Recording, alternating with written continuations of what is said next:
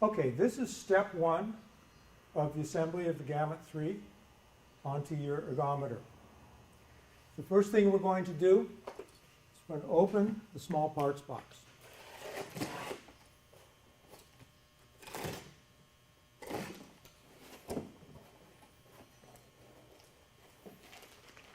On top, we have two drive cables. This package with aluminum plate and bolts, and a package of small tools.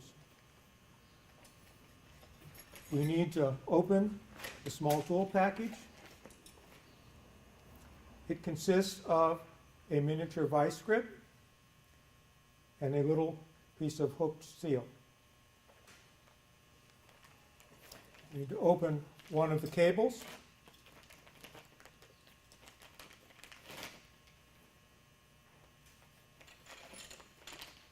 We need to open the aluminum plate with bolts.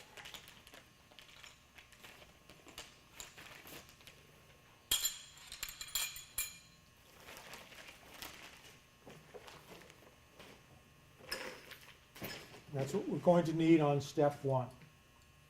The next thing we need to do is to remove the spiral pulley housing from the box. In order to do that, there are 4 Phillips screws holding it in place. And I'm just backing them off.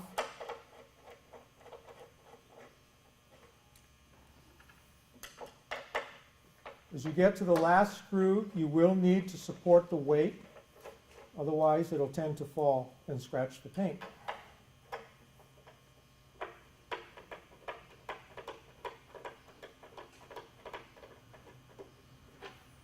So now I've removed the 4 Phillips screws that were holding this in place. These Phillips screws do not get reused in the assembly, so they are extra parts.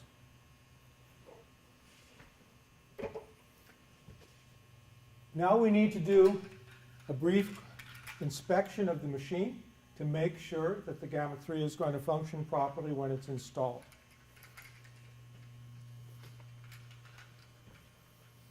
What I'm doing here is I'm taking the fish scale, I'm hooking it onto standard handle,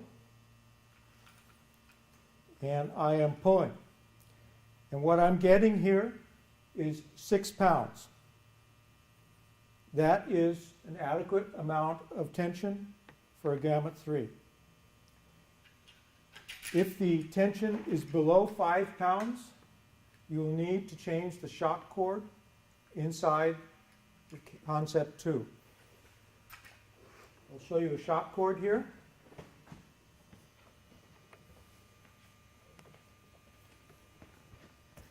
This is the Concept 2 shock cord. They sell these at a very reasonable price, about $7 a piece. They do need to be periodically replaced.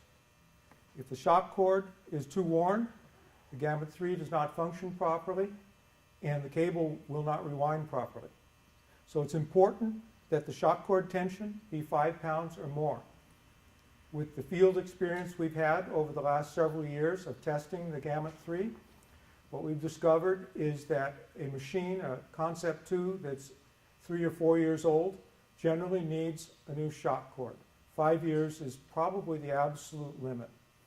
So if you're installing the Gamut 3 on any kind of Concept 2 that is more than a couple of years old, as a safety measure, you should probably replace the shock cord when you do it. You can test, as we've done here, with a fish scale. As long as the tension is greater than 5 pounds, the Gamut 3 works just fine. At 4 pounds, we start having rewind problems. So that is the beginning of step one.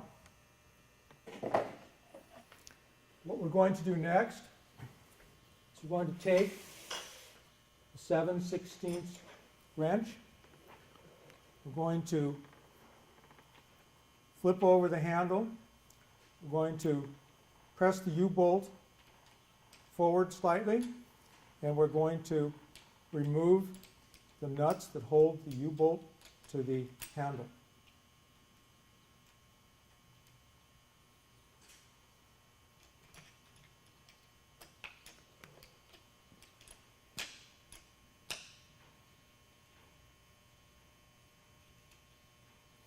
You have to be careful here not to lose the chain. It wants to jump out of your hand, and you have to hold on. You take the U-bolt out. You take our special little J-shaped tool.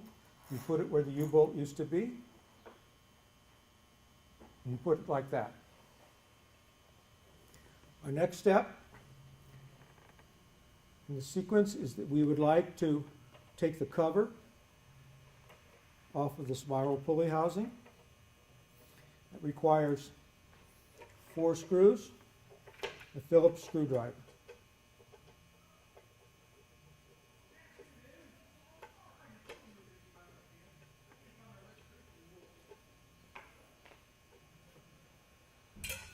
Inside, you'll find that we have a piece of foam to keep the parts from rattling around. This foam is actually going to be used as a tool later in this sequence.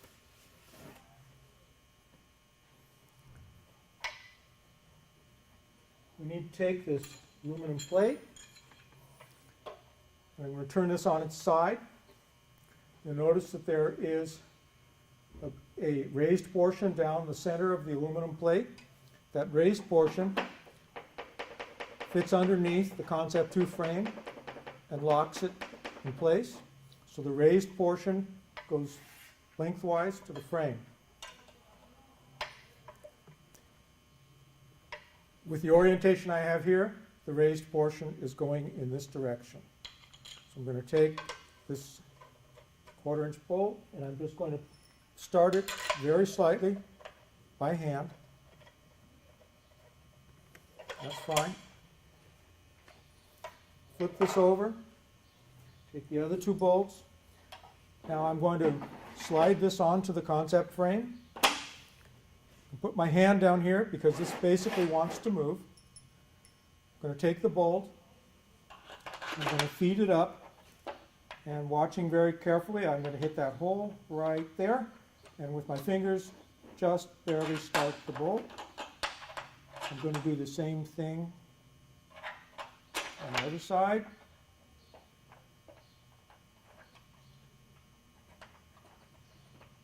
Okay, now the spiral pulley housing is trapped on here.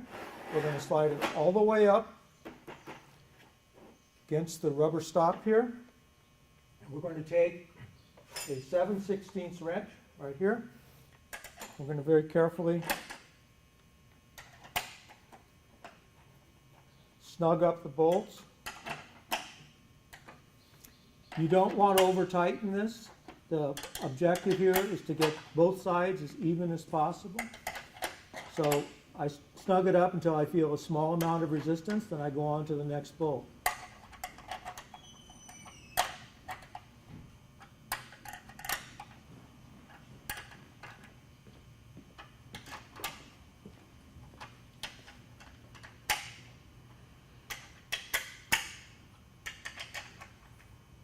Okay, so now I have them all just kind of snug.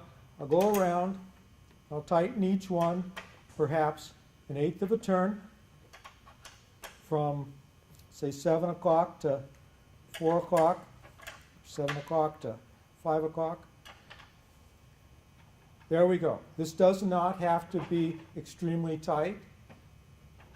It simply has to hold the housing in place. Next step, we're going to take the cable, and the cable comes slightly tied, so you have to kind of unwrap it. Here we go. All right, the cable goes on to the spiral pulley. We insert the cable in a slot here, and we pull it tight. There we go. Now, I have a loose spiral pulley so that we can look at this close up. Let me go get it.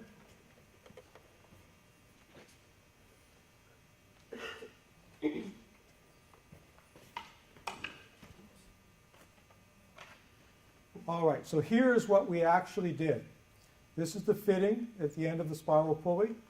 We've inserted the cable in the slot,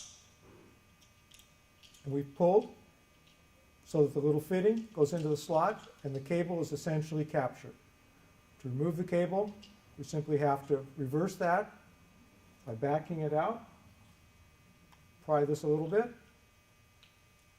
There we go. Okay, we back it out. We can take it loose.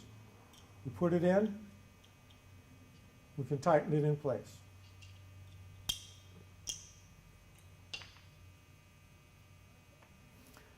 Next step, once we've inserted the cable, is to wind it around.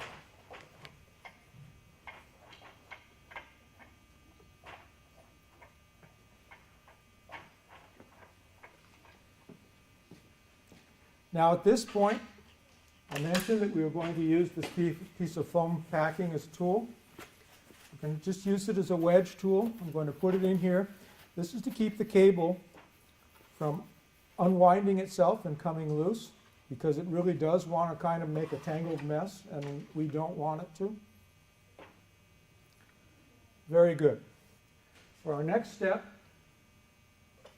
we're going to take this guide pulley off.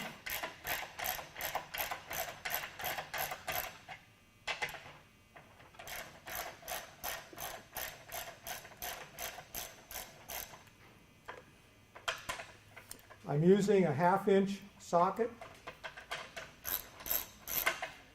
You can also use a 1/2 inch wrench, it just goes slower. Now I need a 3/8 wrench. There's a small nut right here. And again, I will look at the sample pulley I have here. This is the small nut that I'm talking about. Okay, so I'm removing this nut.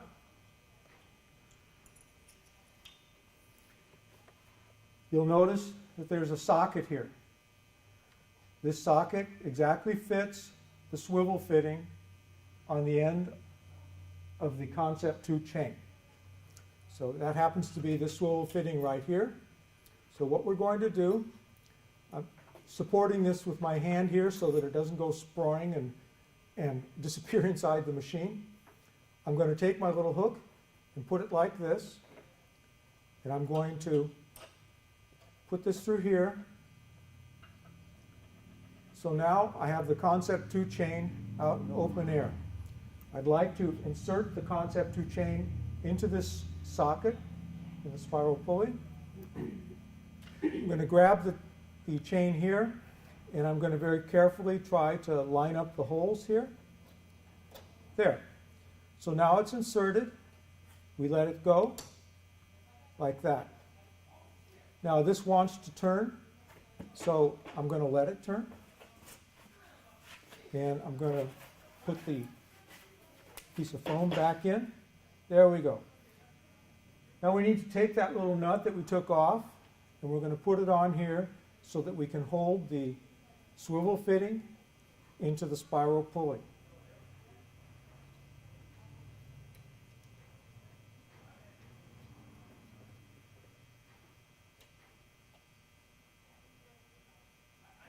I can illustrate that with a loose chain and the sample pulley.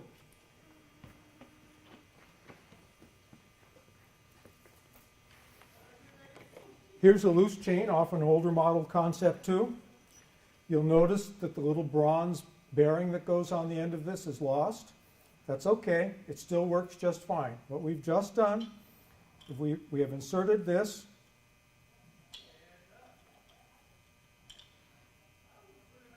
there we go, into the socket. You'll notice that that's trapped, except you saw it just jumped when I pulled on it. Okay, that's why we have the small nut. The nut does not take any of the chain tension, but it keeps the fitting from jumping out of the little pocket that we've made for it. Excuse me, I got the right wrench here. So what we're doing is we're just running this down. This does not have to be tight.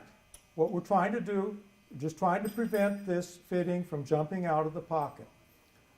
Once it's in use, there's no force at all on the nut or on the bolt.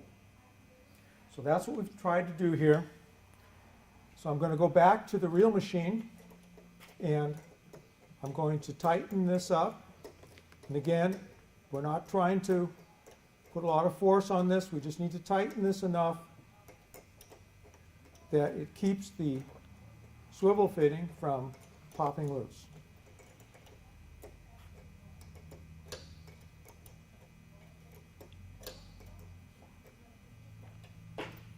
Generally, I'm looking at this and I'm seeing it, aha, I've got a tiny bit of play there. I'll take a little more. Yeah, okay. So that's plenty. That'll hold it in place. Now we can take our cable and just kind of drape it over the machine out of the way so that we can go on to step 2 of the assembly of the Gamut 3.